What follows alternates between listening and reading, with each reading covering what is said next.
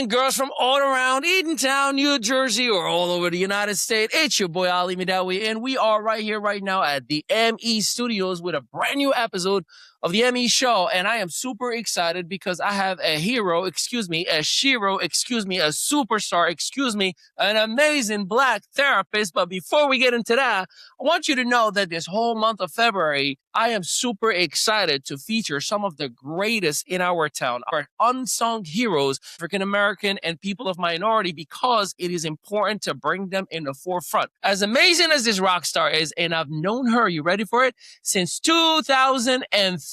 Yeah, you heard that right. 2003. That was a long time ago before this crown of gray started showing up and the babies are running around. But Tatiana Grant is not only a therapist locally here, but she's one of the most not only vocal individuals that I know about doing the right thing, regardless of the political sides, regardless of the noise. She always looks out for the little guy or the little gal. And she is one of the people that says what she means and means what she says. There is no fluff, there is no hype, and there is no gimmick. And I'm super excited. And I'll be honest with you, I've been chasing her for this exclusive for, you have. I don't even know how long, but I'm like, yo, come through. I'm right around the corner. We go to the same church. We bump into each other. We graduated the same year.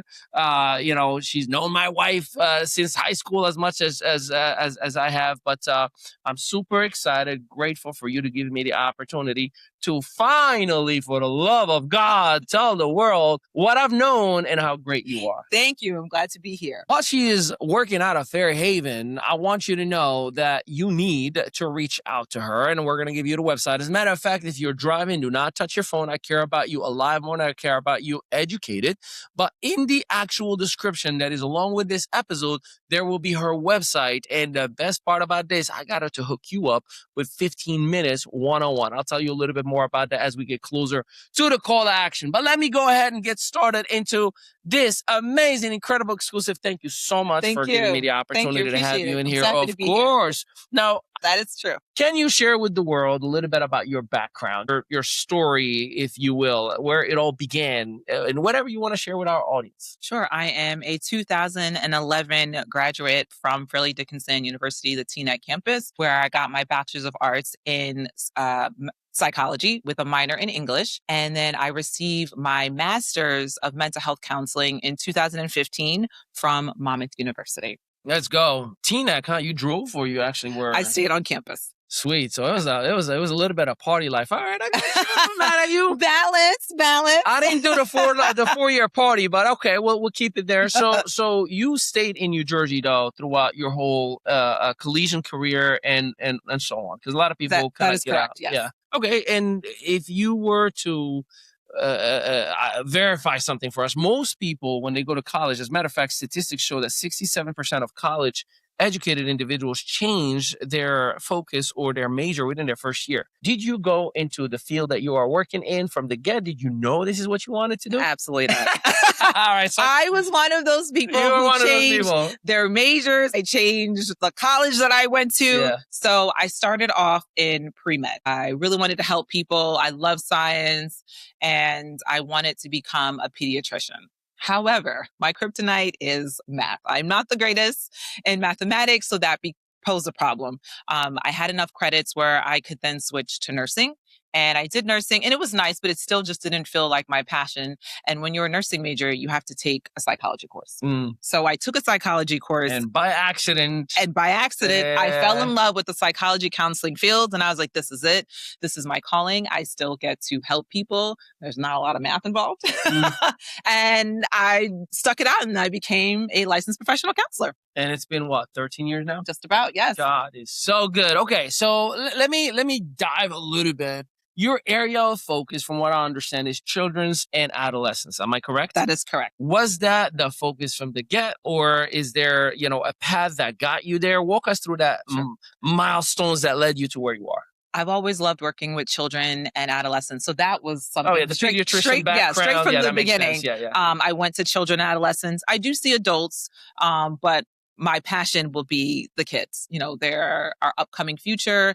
And I really like to help them work through anything they have and support them and shape them. Nice. And age brackets? I work with kids as young as 3 all the way up to adulthood. All right. I'm going to need to be educated here. When you say as early as 3, what could be going on with a child that early that requires a professional to assist them? So when it's that young, we're really going to be working with the parents or their caregiver. And sometimes we'll do a little thing called play therapy, because the way that children actually communicate is through play. Yeah. Especially that young. We'll start with some play Even therapy. Even their anger and things like that It'll exposed in get exposed. playtime. It'll all come out in playtime. So even as a parent, you can look and see what your child is doing. It might look like just regular play, but they're playing out their day. Yeah. I used to work in school-based, and a lot of times I would have a dollhouse, which represent where the kids are, and I'd find that a lot. Like, oh, I see that daddy's on the couch sleeping. Oh yeah, daddy's on the couch. Mommy and daddy had a fight. So it'll all come out. So they're telling the story of the house through the playtime. Through the play, right? Because they get to create their world through their eyes, right? And so as a therapist, I'm creating that safe space for them to do so.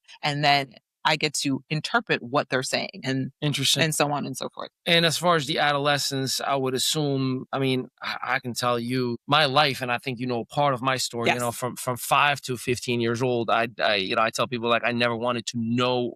I would remove anything and everything from my life that would bring me back to that ideology or that moment of my life. And I thank God I did, go through 2 amazing, incredible years of therapy. My journey was amazing. And what I've learned, and please help me educate, because a lot of people have that stigma still, like they think, they think therapy is weakness. They think therapy is for, the person that is mentally completely shattered, that oh, I'm broken if I got to go. But we all require some therapy. We all no matter how perfect you are. Right. We all require therapy. I say it's a tune-up, right? So we go every year to the doctor annually, sometimes a couple times a year. We go to the dentist twice a year, right? Maybe more. We see specialists. Think of therapy as like that. It's a tune-up for our the software mental instead of the hardware. Exactly. Interesting. Exactly. And therapy is the one place where you get to talk about you. And it's not frowned upon, right? Because in our society, talking about yourself after a while, we're like, all right, enough. It's the one place where it's dedicated to just you and anything that you want to talk about. Let me hit you out with a comical moment. This girl right here is like, I don't want to talk about myself on camera. She's killing it right now. I mean, Thank you. Give some love on that comment. Thank you. I appreciate it. All right, let's hop into another piece. You work with individuals in person and in virtual. That is correct. I understand providing the convenience of virtual, but what is the difference? Or if I were to say, does it make a difference? Is there one way better than the other? Help us out a little bit. If the individual has the ability to come to see you in person, would you recommend it, or would you say either way, we're going to get the same results? In person is definitely better. You are able to just shut the world out, right? Yeah. So for example, let's say I'm working with a child and there could be in a possibly hostile or abusive situation, right? We're trying to figure that out. It would be best to have them in person, right? Because you don't want the possible abuser to overhear what they're saying, and that could cause problems. How do you separate the child from the abuser in the case that something is going on? I mean, does child services have to get involved? And I ask because there may be a spouse that's listening right now who may be saying, my child needs help, but the person that I'm living in is like, how can we facilitate the help to that individual? That's a good question. We actually saw a lot of this during the pandemic, right? You think about it. Everyone was locked in and stressed, and they were locked in with their abusers. Where are we supposed to go? So if you suspect any form of child abuse, it doesn't have to be physical. It could be neglect as well. The best thing is to report it to DCP&P, which is Division of Child Protection and Permanency, formerly known as DIFAS. And that number for New Jersey is 1877 NJ abuse. It's anonymous. They might ask you for your information to follow up. You do not have to give it. I'm going to stress that again. You can just say, I have concerns. This is, about this child, and give them all information that you have, location, and what the concern is. And you can say, I do not feel comfortable giving my contact information. And that's it. And please, everybody, just understand everything that you're hearing right now. We're not giving you any medical advice or psychiatric, treatment. We are simply just sharing with you based on the information and the knowledge that Tatiana has had, any experience that I have dealt with. personally, one of the things, if I may dive, and this is selfishly for me, but I'll share with everybody. I was that child that was sexually abused at the age of 5 by our nanny. I was that child that was physically abused, that went through it all. And the shame that carries keeps you locked into your own body. And I didn't even talk about it with my parents. I was 27 years old. Wow. From 5 to 27, That's right? a heavy burden that you were carrying. It's not even a heavy burden, but it leads to making a lot of decisions because I was being the avatar. I was like, I'm happy. Everything is great. And if I feel like there is a bad person somewhere, I'll create all these distractions. I'm like, here, take a gift. And I end up making so many bad decisions, even as a grown up. I've worked with companies with no contract because I'm like, this is the father figure that I never had. Yeah. And then I'm taken advantage of, or I took, hundreds of thousands of dollars. And I was like, yeah, I'll invest in your company. We don't have to do a contract. Here's all my money, because of the gaps of love and care and nurturing and shame that I'm thinking I'm going to buy the love, somehow, some way. That led to a lot of bad decisions. I share all this just to kind of give some context to the individual that's watching. But how can a person that is living with that heavy burden, that heavy weight, that agony, the shame, what is your message to that person? Like, reach out, text, smoke signal. Like, how can we get that person to feel confident enough to come out and seek help? Know that everything is confidential, right? Except for, and this is the caveat, in times of safeties. In the case to hurt yourself or somebody else. Right, in case of suspected abuse, suicidal, or homicidal thoughts, I will then have to break our confidentiality. Upon our first session, I will explain all of this in depth so that you understand what my limits of confidentiality are. I remember when my doctor, I called my breaking point, Tatiana, this is like 4 years ago. And it's something that triggered everything ugly within me. And as happy as I am, as good of a relationship that I have with my wife, I kind of snapped. I mean, so much so I'm taking like the whiteboard from the basement and I'm smashing and I'm upset. And, this deal is going bad and I'm dealing with depositions. Oh, it was ugly. But here's what happened. On the top corner of the stairs, all I see is these little 2 feet. And it was Sebastian. Yes, Sebastian. And all I see, he's looking. And then I turn up and all I hear is him running upstairs. So I follow him to the 3rd floor of the house. And all I see him is hiding and crying. And I saw myself. You saw the little you. The little me that was crying. And I was like, oh my God, I'm repeating the pattern because it started like that with my father. But unfortunately, heavy drinking and a lot of bad things that were happening as well. Yeah. And that's when immediately I called my doctor. They're like, oh. And that was the right choice because we repeat what we don't repair. Yeah, 100%. And she told me straight up, she was like, okay, before you answer, be very careful, take a moment and think about your answer. Do you feel like you're going to hurt yourself or anybody in that house? Because whatever you say afterwards is going to determine my action. Correct. Right. And so she's letting you know. Yeah. And that's true. Yeah. So I'm happy that you took that step. Right. That was major. Thank God. And thank you for sharing. Of course. My scars are my signs of my heroism. I'm a superhero. I like that. I see your cape. Some of us get shy, because of like skin. It's my scars of, I've been there, done that, and I won, and I win every single day. And by the way, I don't think, and please educate, I don't think therapy fixes you. It just teaches you how to become happy again and cope with it, right? It teaches you coping skills. Yeah. And depending on what kind of treatment, it could, I don't want to say fix because that implies that the individual is broken, but it could help just get that extra support to anything that you have going on. You can make sure that you're the best version, the happier version, to make better decisions. Correct. And also know how to cope. From my experience, I used to be easily triggered with certain elements, but now it's like, I'm like an aha moment when you realize that something that used to trigger you no longer does. It's freeing. You know what it was for me is I always had this feeling that it's my fault.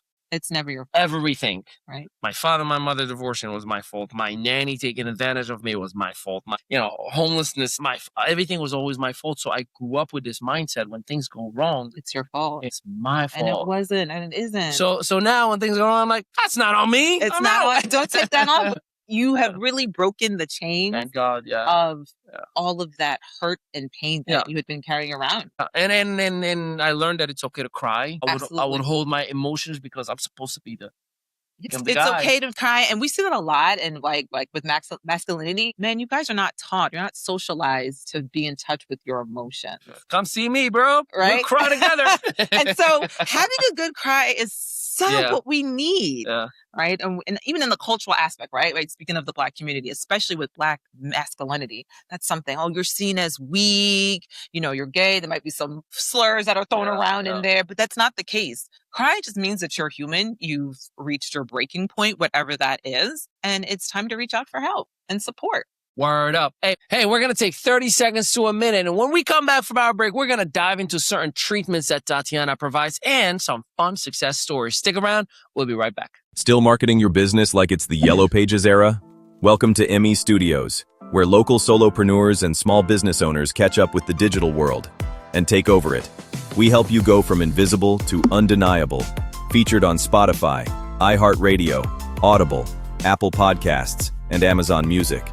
Plus, gain press exposure in over 100 to 300 major media outlets like Fox, ABC, CBS, NBC, and the CW. Right here in Eatontown, New Jersey, just steps away from the soon-to-be Netflix studios, our multi-unit facility is built for creators, entrepreneurs, and visionaries. Stop marketing like it's 1995. Start building your digital authority today. With a team that gets it. Welcome back, ladies and gentlemen. Ali Midawi. This is the ME Show, and I have Tatiana Grant, the woman you're going to love to love. Hey, we're going to dive a little bit more into certain elements of treatment that Tatiana provides, but I just want to remind our viewers, we are not giving you any medical, psychiatric advice. We're just simply sharing with you the education and our personal experiences. So always check with your medical professional before making any decisions, or make sure you reach out to this young, beautiful lady. The link is in the description as well. Did I say all that right? I gave the disclaimer right. That is correct. Yes, thank you for that disclaimer. That's very important. I'm on point, baby. All right, let's talk about the type of treatments that you provide or you've worked with different individuals. So one of the treatments I provide is called cognitive behavioral therapy, commonly known as CBT. And what that really focuses on is how your thoughts affect your behaviors or your actions, right? And so that's one that I really love. And then another one is eclectic. And so what that means is I tailor the treatment to the client that I'm working with. What works for one client may not work with another client. So on our journey together, I'm going to find out a little bit more about the client, and then I will tailor it to them. Let me dive into that. Well, I remember my first 3 sessions with my therapist, and she was funny. At Asbury Park, she'll laugh when she hears this. By the 3rd therapy session, I started opening up a little bit because, again, I came in with the mindset of, where's the bad guy? You're just like everybody else. You just want to take advantage of me just so you can clock some time. Right. And by the 3rd session, I don't know, it was something that we had an interaction. She's like, well, finally, you're starting to talk to me. I was like, what do you mean? I've been here, like, this is my 3rd time. She was like, yeah, but you're reading my computer screen. You're reading every one of my frames. You're looking for something like, I'm just glad you're talking to me finally. How do you get somebody to open up to you, especially they're coming into a stranger's environment? And the trust is not necessarily there from day one, or they're trying to give you their best version, because that's what I was doing. Right. I'm like, so just know that as a therapist, we're trained in human behavior, and we can tell when you're just putting on your best face. We can tell about that. So we're not going to call you out, but we can tell. And you don't deserve an Emmy, buddy. And to get someone to be comfortable, I do acknowledge the elephant in the room. Yeah. This is weird to come in and talk to a complete stranger about your deep, darkest secrets, or whatever it is, right? That is strange. And so I acknowledge it. We joke about it. And I will let the person take the lead. I'm not here to be like, okay, session 1, I need to know this. I let them take the lead until they're comfortable. I like that. Take the lead. Take that first step. You know what I love about it? It's like you take 1 step, Tatiana will take 2. You take 2, she'll take 4. Yes. You'll take 0, she'll still take 1, although she's bad at math. Yes, thank you. And I will hold your hand through the entire process, so you'll never be alone. All right. I think this is going to be your favorite part of the interview. Some success stories or your favorite story. Tell us a little bit about that. So when I was, I call it a baby therapist, when I was first starting out. A rookie, right? I had a client that I worked with, and she started out when she was about 12 or 13, maybe a little bit younger. And her mom struggled with substance abuse. So dad was not in the picture, and she pretty much lived with grandpa. So grandpa was the one that brought her in, and I would see her every single week. And she made so much progress. Then after a while, she stopped seeing me. She was not able to continue on for, various reasons. And then she found me again. And we started back up again together, and she continued on. And then she was discharged, which is great, right? When you're discharged, it's like you're graduating from therapy. I hated that, by the way, when I got discharged. Because, it's like, okay, we're going to start seeing ourselves now every 2 weeks. We and dropped it's that. like once a month. I'm like, you're breaking up with me because I feel like you're pushing me away. Yeah, because we know you're ready to fly. Yeah. So during the lockdown, I get an email, right? The email had not changed since she's known me. So I get an email. At this point, this young lady is now 18, 19. She had graduated from college. She went on to cosmetology school, and she just wanted to reach out to let me know that she remembered all those years ago, the work that we had done together when she was 12 or 13. And that happens often. I love when, clients reach out. I explain to clients, once you're discharged, I cannot reach out to you. My information is the same, which is down in the link, and we'll talk about that later. Yep. And you can always give me some feedback on how you're doing. And they do. And they'll reach out years later. I had another client actually around December. Same thing. I had worked with this client and his mom when he was 7. And now he is going to be 11 actually in a few days. And mom just reached out just to say, hey, so-and-so wanted to let you know this is where I'm at. This is, all the things I've accomplished. And he remembered the work that we had done together. So it was Kudos amazing. to you. Thank you. Yeah. But really it's them. I can't take the credit. I hold that safe space for them to open up and to work through it. And God bless you. I mean, I'm sure as heavy those sessions could be sometimes, when mission is accomplished, it's such a fulfillment that you have, that you help somebody break out of that jail that they were living in, metaphorically speaking. Absolutely. Yeah. And sometimes as a therapist, I don't know, right? Sometimes they don't come back. Whether because it could be financial, they move, it could be anything, right? They don't come back. All right, I got a question for you because you said something that just my brain got hit with. Shoot. How do you cope with that heavy burden from people's? Because I remember it's like me as your patient, I'm taking all my heavy burden and I'm like, take all the negativity. That's a great question. Now take it home. That's a great question. So how do you maintain your smile when you get home from all that heavy load of, energy? I don't take it home. So tell us more. What does that look like? So, as you know, I'm an athlete. I'm a physical person. So when I'm being physical, I'm not being emotional. When I'm emotional, I'm not being physical. So what that means is I love to work out. I go to the gym. That is where I let it all out. Right. And she beats the crap out of those sessions. I decompress. And also we're trained as therapists. We are trained on how to compartmentalize. Right. Now, not to say that I'm not human and I'm not going to feel. I've had some heavy cases, I can only imagine. Right? Yeah. And I think about it, but then I think I've done everything that I was trained to do. I helped the person. I made sure the person was safe, right? Which is a lot better than when they came into my office or came to see me. Yeah. I had my very first sexual abuse case. Oh my gosh, I cried. I cried because that was so incredibly heavy. Yeah. And I did everything that I needed to do. It went all the way up to the Monmouth County prosecutor's office. But the child was safe. Thank God. And at that point, we had to disengage for different reasons. But here's the thing. It came full circle because a few years later, I ended up seeing that same person in Pasig. In another facility. They were, unbeknownst to me, they were the relative of someone else that I was seeing, and I saw them in passing. And that was nice to see that this person was healthy. They were better. In a good place. Yeah, and we didn't have to exchange and be like, oh, she was in a good place. And so, thank you. It's things like that. But yeah, thank you. That's a good question because oftentimes people think that, we take everything and but no. You got a miserable, dinner by yourself. Yeah, no. Just finding things that bring you joy. Yeah. Right. Yeah. So working out is something that brings me joy. Refill the tank with happiness. Correct. Yeah. Because who takes care of their caregiver when the caregiver is burned out? Yeah. So in order for me to fill your cup, I have to make sure my cup is filled. And then also as therapists, we have what's called supervision. And that's where we meet with other therapists.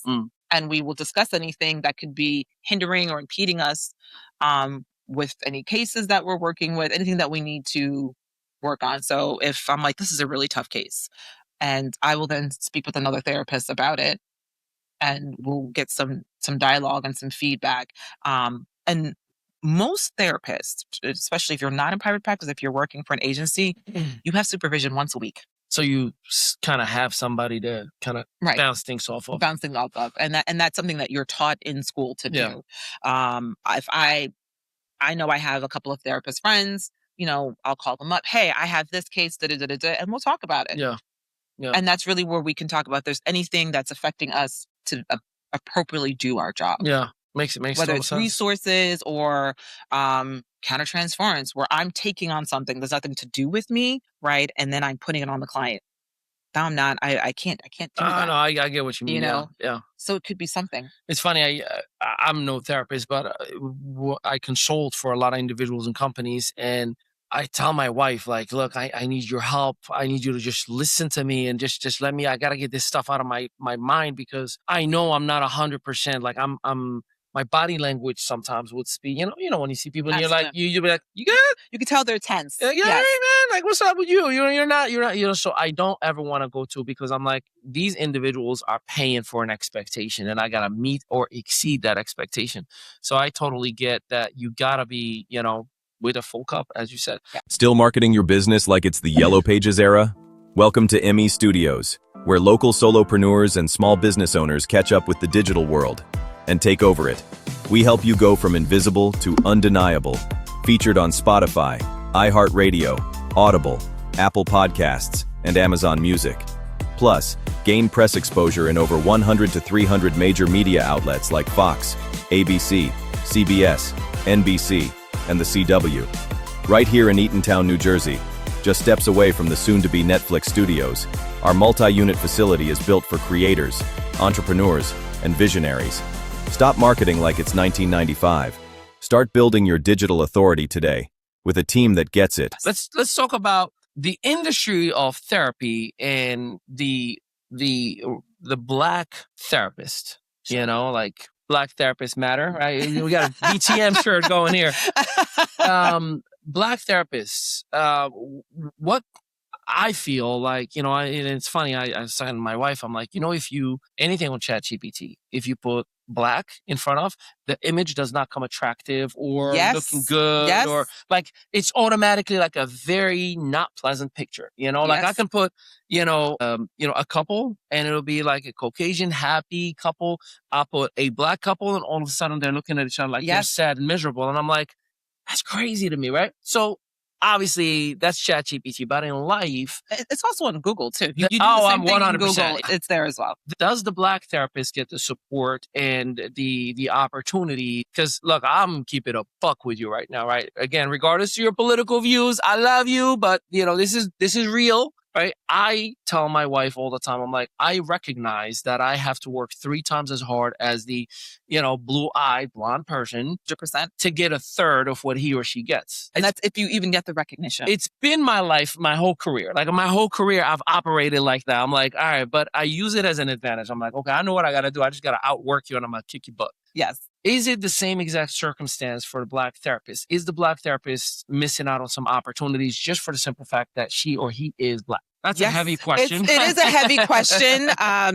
Or what can we do to support the Black therapist? How about that? So we exist. And I say that because historically, therapy in the counseling field has been largely white, right? And upper middle class white, right? So that then gives the image, like we were talking about with ChatGPT, therapist isn't for me.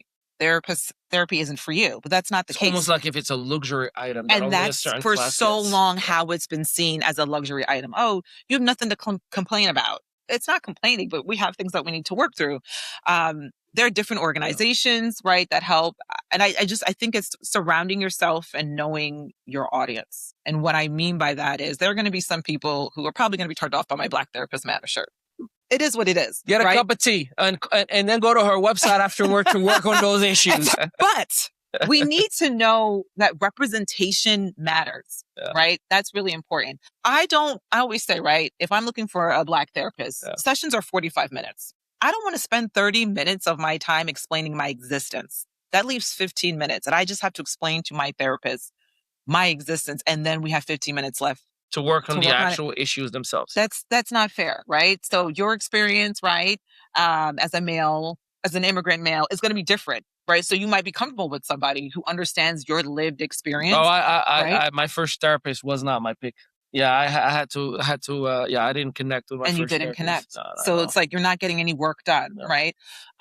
So it's not just about Black therapists. You can have therapists for gender, right? I'm a woman. You're a man. I can try to understand your lived experience. But the as a man. relatability might not be But there. it might be Yeah. different, right? You're going to have a different experience as opposed to if you had a male. And that's okay, right? So representation matters. That's something that we seem to be shying away from right now. Just as a whole in general, still, you would say? Yeah, representation always matters. Yeah. And I have clients who will literally seek me out because I'm Black. Now, let me be clear. I will work with anybody. You don't have to be Black, but I have clients who will say, oh my gosh. Because of comfort. Because of comfort. Yeah. You understand, right?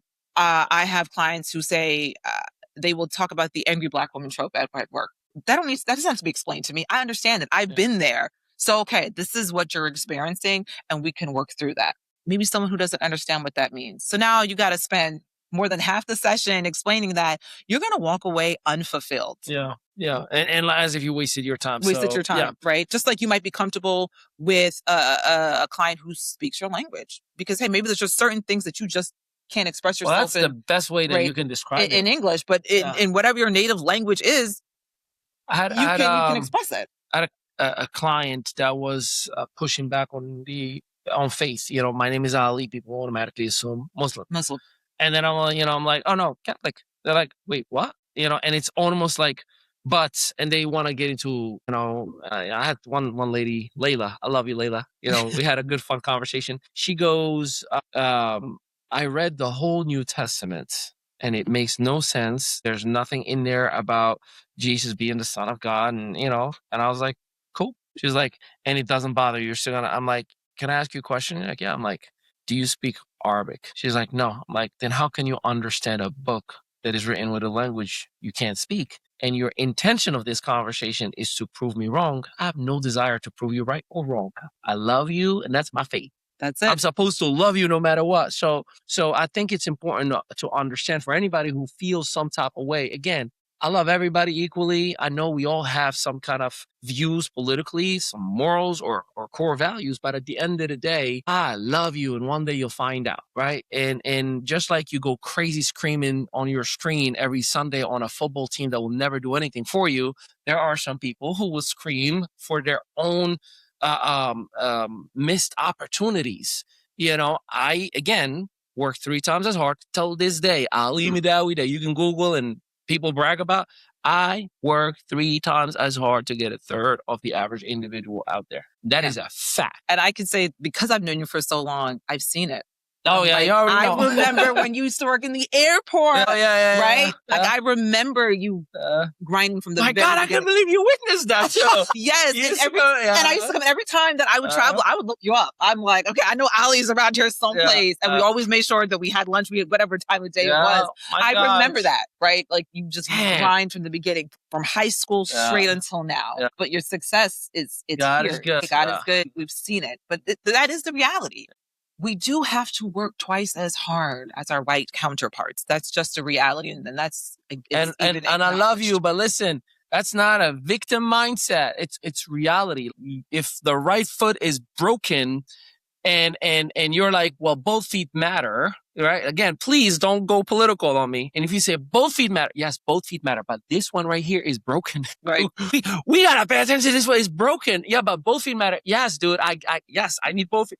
But this one is broken. That's what the focus is on, right? Oh, just like, you can pull yourself up by the bootstraps. Well, not everybody has boots. Yeah. Not everybody has the straps to pull themselves up. I get it. So. And I think if people were to be curious enough about what they don't understand, empathy automatically kicks in. I think there's this insecurities and fear of what people don't know, and they automatically assume. An assumption is the mother of all mess ups. Yes, I kept that PG-13. It's very important for people to understand, that I have different things that I look at every single day that you might not agree with. But if you are curious enough to get to know me as much as I'm curious enough to get to know you, as much as you're curious enough, do you know how much, that's what makes a community a community? And our lived experiences is what makes us beautiful. Absolutely. We're going to have different lived experiences. It doesn't make one better as or we less. Should. it's just different journeys. I don't remember who said it, but I use this with my son. My son is 8.5 now, and he's discovering the world that me and you lived, right? He's Right. like, Papa, I'll never forget it. He was in kindergarten. It was just 4 years old. We were, and he has this buddy of his, and my brother-in-law and I are talking, and Sebastian goes like, "This is my twin." Yeah, about his buddy. So I took a picture and I sent it to my brother-in-law. I'm like, Sebastian says this is his twin. Now his buddy at the time is African American. I mean, dark skin. Yeah. And Sebastian looks at him and is like, "He's my twin." He insists we are twins. We Right. look alike because the innocence of a child. Right. So my brother-in-law goes like, "Sebastian, he's a black kid." And he goes like, "He's not black." He goes like, "What do you mean? What is black?" And he started arguing about like, why are you identifying a skin color? Right. Here's my twin. Because the innocence of a child, he saw the genuine love that he has for his friend. He just loves his friends. Imagine if we were to focus on that. Yeah.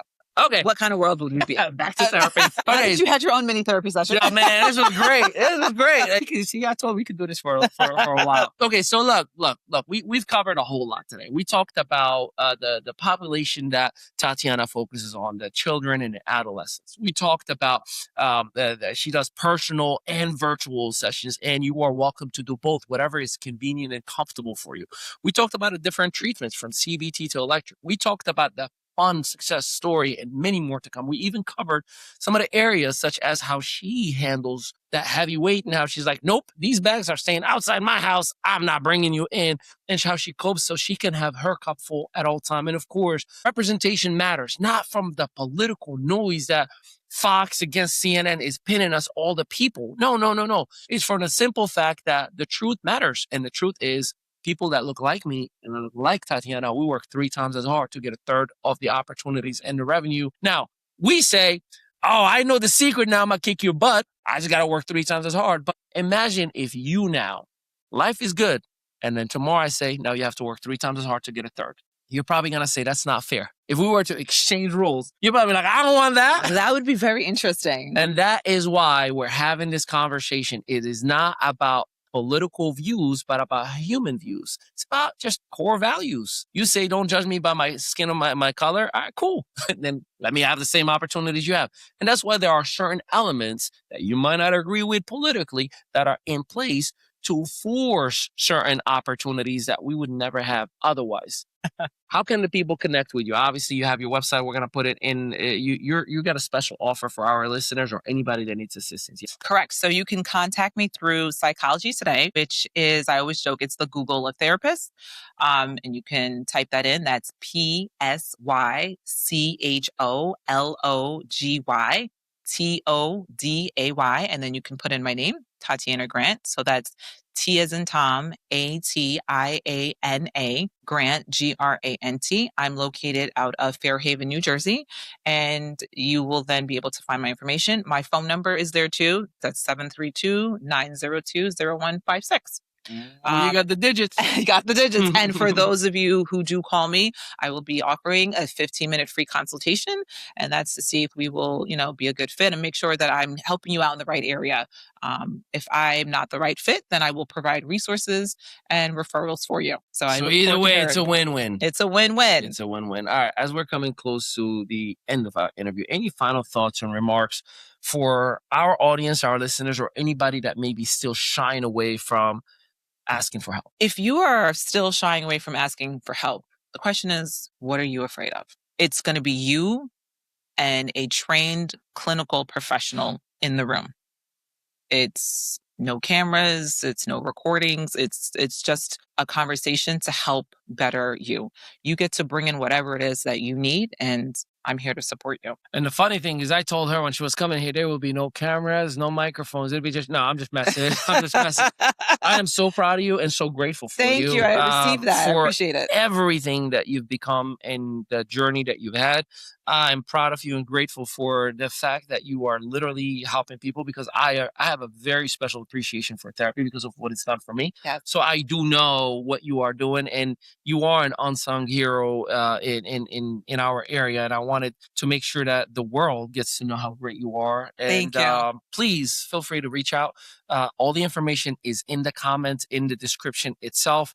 And if you have any questions, any of the content that we're putting out, we're going to make sure that Tatiana is tagged on it. So at any point you comment with a question, she can reach out to you directly and say, hey, I saw your question. I can't answer it publicly, but let's talk. Is that okay with you? Sure. We got the green lights. That's called a hookup. We got so many golden nuggets out of this interview. McDonald's across the street is going to sue us. Ladies and gentlemen, I go by the name of Ali Madawi. She is Tatiana Grant, both alumni of Mount Regional High School. I hope we made y'all proud today. And I will see you on the next episode. Peace. Still marketing your business like it's the Yellow Pages era? Welcome to ME Studios, where local solopreneurs and small business owners catch up with the digital world and take over it. We help you go from invisible to undeniable. Featured on Spotify, iHeartRadio, Audible, Apple Podcasts, and Amazon Music. Plus, gain press exposure in over 100 to 300 major media outlets like Fox, ABC, CBS, NBC, and the CW. Right here in Eatontown, New Jersey, just steps away from the soon-to-be Netflix studios, our multi-unit facility is built for creators, entrepreneurs, and visionaries. Stop marketing like it's 1995. Start building your digital authority today with a team that gets it.